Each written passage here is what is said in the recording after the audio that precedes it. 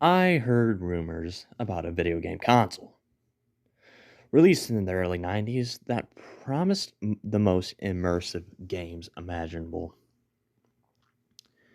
It bore a strong resemblance to the Super Nintendo, except it had no cartridge slot, no reset button, and the only one controller port. It was released in an extremely low quantity. It's impossible that less than 50 were ever available. The people I talked to who remembered it from their childhood only mentioned the first game on the list. The other games were included on the console, but this one was, they say, the perfect game. Lifelike graphics and sound. Even by today's standards, an endless supply of new, fun content. Solid gameplay, the controls were responsive to the point of precognition, they recall, and the single controller port was all the necessary. The NPCs in the game were smart enough to be just as entertaining as real players. It was quite literally a game nobody wanted to stop playing, and the people I interviewed all remarked, somewhat bitterly, that their parents forcibly dragged them away from the television set after a few days of continuous playing and threw the console in the trash. I was intrigued by what I knew so far. So I went looking for more people who remembered this relic of a gaming history. I searched high and low for anybody besides the handful of people I already talked to. And after a month of painstaking investigation, I found two independent accounts. They had a much harder time remembering the specifics of the console, but I was able to jog their memory by repeating what I had in my notes. I could see their eyes light up a little. Remembering the perfect game, but both of them said, that's not all the game could do. Both of them said the interface was complete, and I inquired what exactly they meant. After a few days, apparently the game started having a positive physiological effect.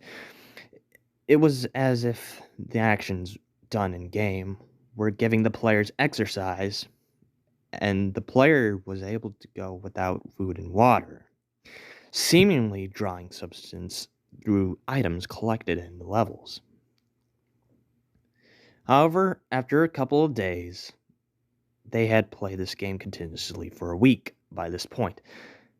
They started feeling damage done to their game character.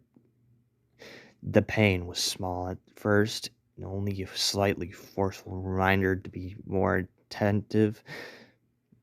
After a short while, though, the pain started getting intense, and the weariness of the constant action was taking its toll on them. The game was still perfect.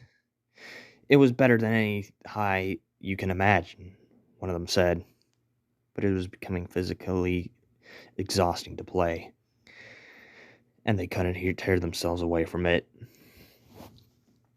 I was almost done with one level, and I was fighting a boss that was used whip.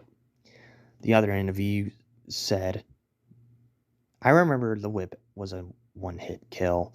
I had to start the level over, but I remember seeing the searing pain where it lasted might cross my arm. He then unbuttons the sleeve on his shirt, and I could see a scar twisting around his arm. Yeah, it was getting that bad.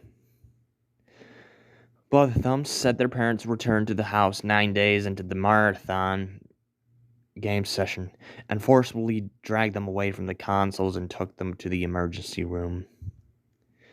The console was gone when they got back home, thrown away like the others, I bet.